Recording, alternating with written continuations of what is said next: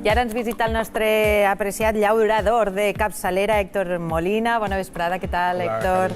Per a parlar-nos de tot el que es cria en la nostra terra, en la nostra mar, o en concret per a parlar-nos d'un element imprescindible per a la nostra agricultura, l'aigua, el reg. Fonamental. Jo sempre dic que, per a mi, n'hi ha 3 factors molt importants per a la humanitat. El foc, l'aigua i les abelles, que recentment han estat declarades l'animal més important del planeta. Toma, l'aigua, el foc i les abelles. I les abelles. I l'aigua, sí, avui anem a tractar de l'aigua com a un element fonamental per al desenvolupament de les plantes. Clar, és un tema molt extens, però on comencem a tractar-lo?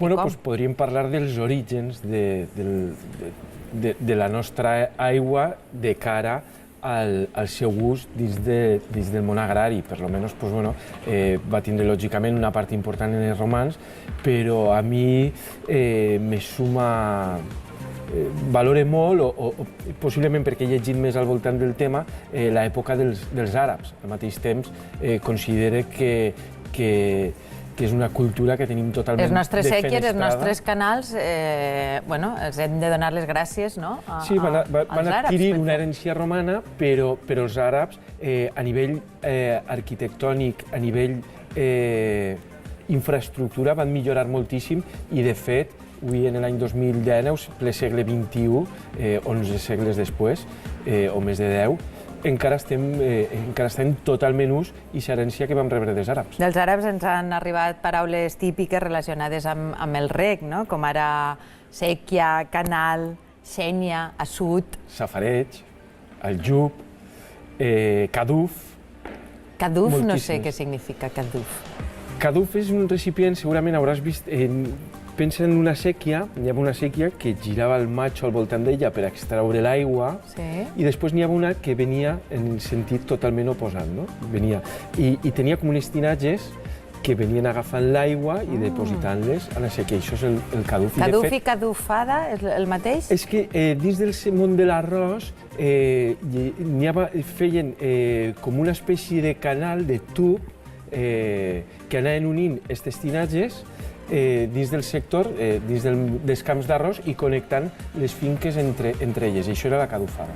Parlem de l'aigua dels nostres rius, que arriba per atendre el consum humà, agrícola i industrial. En tenim prou per a tot? No, no en tenim prou. Principalment perquè estem fent un ús irracional de l'aigua, no estem fent un ús ètic i responsable de la mateixa. Ens creiem que l'aigua és il·limitada i és un bé molt escàs, i al mateix temps aquestes sequeres de les que estem parlant en moltíssimes ocasions ens estan afectant moltíssim, però fent un simple bon ús de la mateixa, la cosa podria canviar perfectament. El que passa és que tenim, per exemple, molt de terreny, tot el nostre apartat mediterrani, que són zones històricament de secà i hem convertit en terres de regadiu. I ahí tenim un greu problema, perquè el malbaratament, o un gran malbaratament, ve per ahí. I després, clar, ve aquesta deficiència hídrica en la que demanem aigua per a tothom, i en seguida demanem aigua a comunitats veïnes sense veure aquest malbaratament o aquest mal ús que estem fent de l'aigua i aquest origen del problema. Què implica que tinguem conques deficitàries i aquest transvasament, si és la solució en alguns casos? Jo no soc un expert en la matèria, però te diria directament que inicialment un transvasament no és ni necessari. Per a sol·licitar un transvasament hauríem d'estar parlant d'estar fent un ús hídric, que és el que estàvem dient, correcte.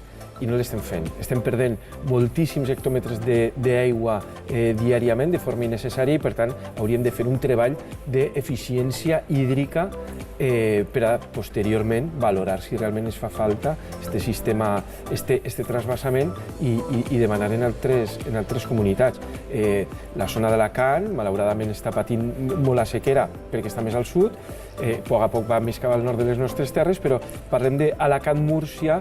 En Múrcia, per exemple, tota la zona de regadiu, antigament i històricament, sempre ha sigut una zona de secà, igual que en moltes zones del nostre interior, que com volem l'aigua, perquè no s'està plovent com realment hauria de ploure, el que fem és traure del subsòl, dels aqüífers, i convertir en regadiu terres que han sigut històricament i són realment de secà.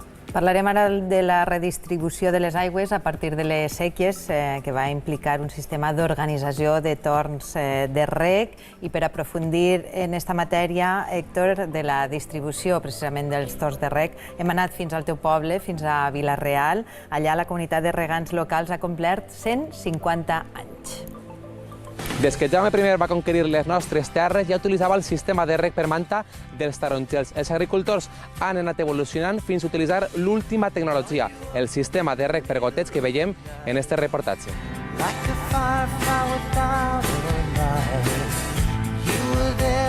Estamos en Vila-real, en la partida de Solaes.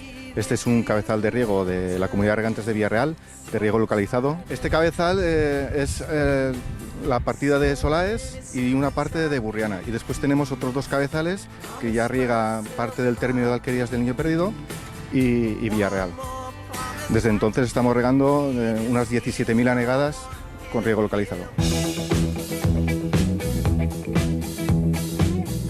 En la modernització del regadiu, el primer factor més important que vam aplicar així en 2002 és el dur l'àuia en pressió i en un circuit tancat que no se perga. També els últims anys estem treballant molt en productes millorants del piso. Estem aplicant matèries orgàniques, aminoàcids o alguns bacillus per tal de millorar l'estructura del piso, que al final és que es dona la fertilitat. El sistema més el novedor, el pioner, quin és? El pioner és, per supost, que tenim a goteig, que així podem tirar l'abono que necessita i l'àuia que necessita cada finca. Segons la dimensió de les finques, té un diàmetre de pas o més gran o més xicotet.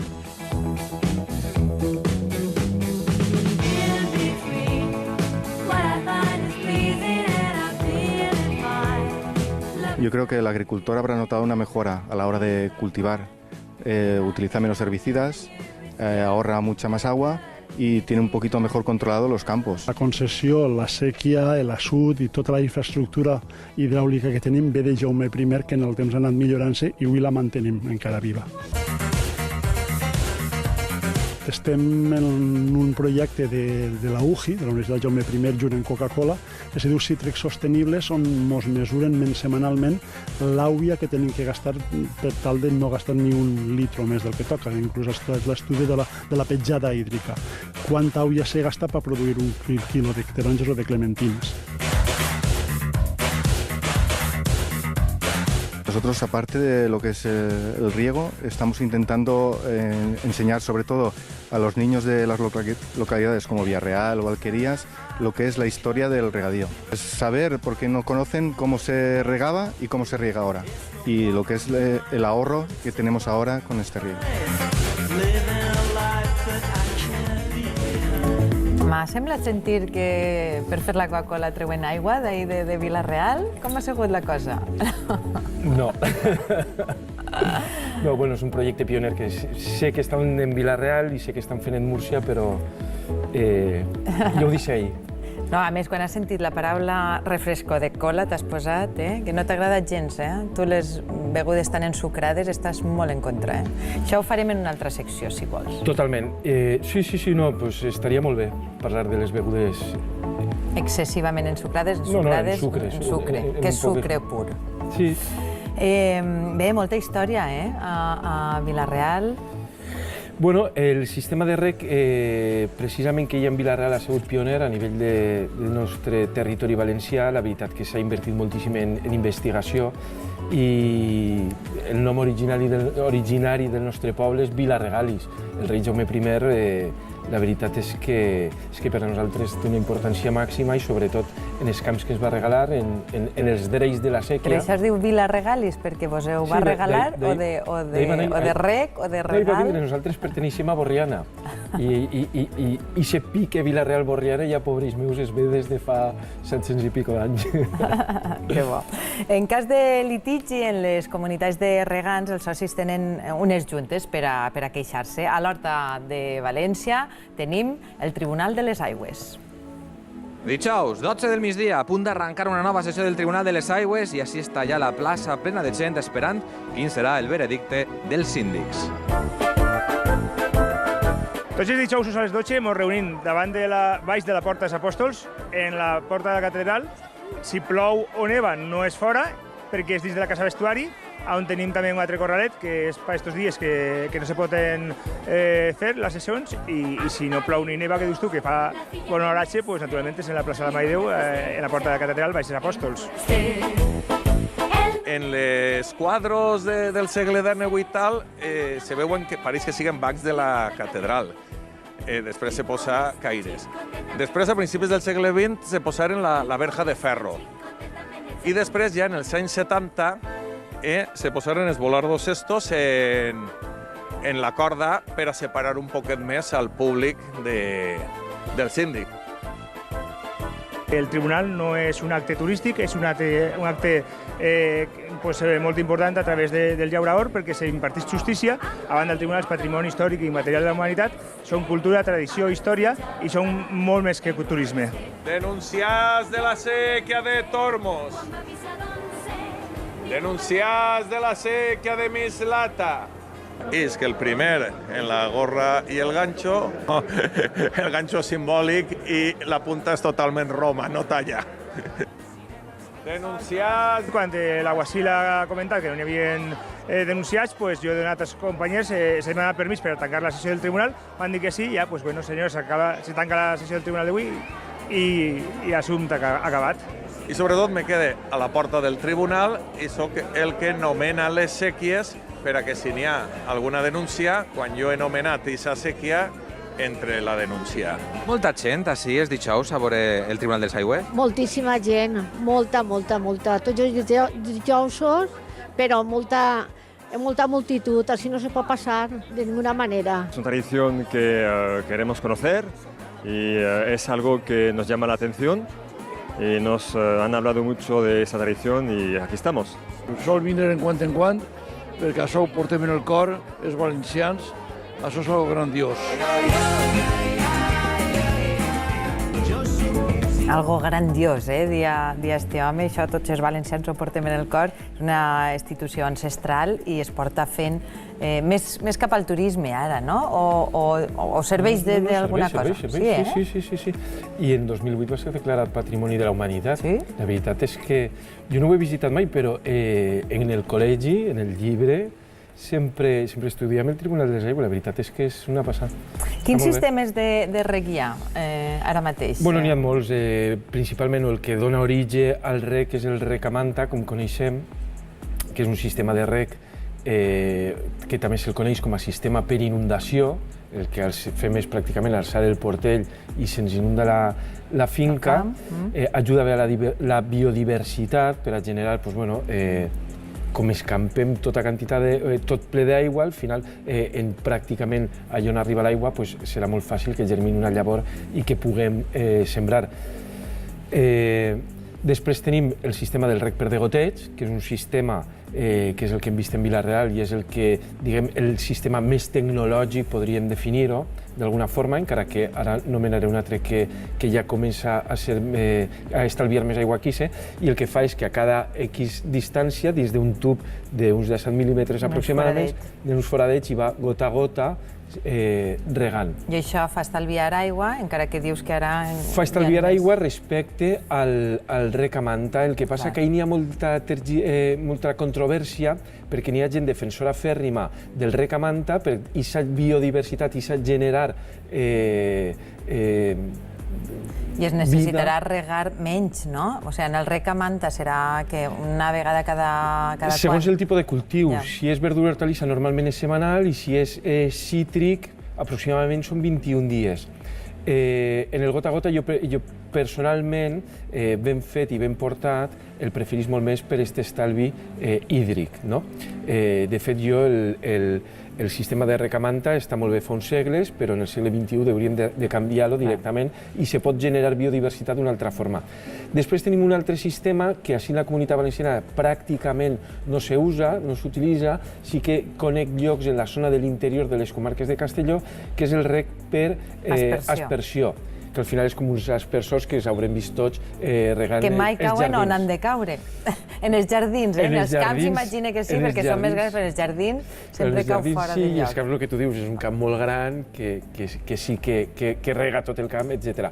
I al final el que fa és imitar la pluja, sí que és molt important, i així llança un missatge a tots els ajuntaments que ara que ve la primavera comencen a engegar aspersors que facin recs nocturns perquè se troba moltíssimes poblacions que de forma diurna, a 30 graus de temperatura a les 12 del migdia, està el rec encès, una que evapora molt més ràpid i tenim un malbaratament d'aigua, i l'altra que les plantes en estos rajos d'ultravioleta se poden arribar a cremar. I per tant, que deprenguen i que fem rec nocturn. I després tenim un altre sistema que ja per anomenar-lo, que està millorant inclús a nivell de consum hídric al voltant d'un % respecte al tub de goteig que havíem parlat abans del gota a gota, que és un rec exsudant, que al final és un tub exactament igual, però és com si fos la pell d'una persona. Té microporos i el que fa és suar. Què ocorre? Que en lloc de traure gota a gota a cada metro, trauen tota la longitud, i si tenim plantes molt propetes, com puguen ser en sisams o faves, etc., totes elles se reguen en la mateixa quantitat d'aigua. Això és molt més tecnològic, estalvia molt més quantitat d'aigua i és espectacular. La veritat que el seu ús és el que tenim implantat nosaltres en finca, però que encara falta millorar. Té una contra, i és que a nivell econòmic és molt més car, però a nivell de benefici a la societat, la veritat és que en molts pocs anys... Alguna cosa més, Héctor? Ara, pues, calle vostè. No t'ho dia, perquè ara m'ho han recordat, que calle vostè, parle vostè, te'n recordes d'aquell programa que presentava Josep Ramon Lluc en Canal 9? Doncs ve d'ahir del Tribunal de les Aigües, del jutge, que cada vegada diu, no? En sèrio? Calle vostè, parle vostè. Una curiositat. Ja que ens ensenyes tu tantes coses, però nosaltres també...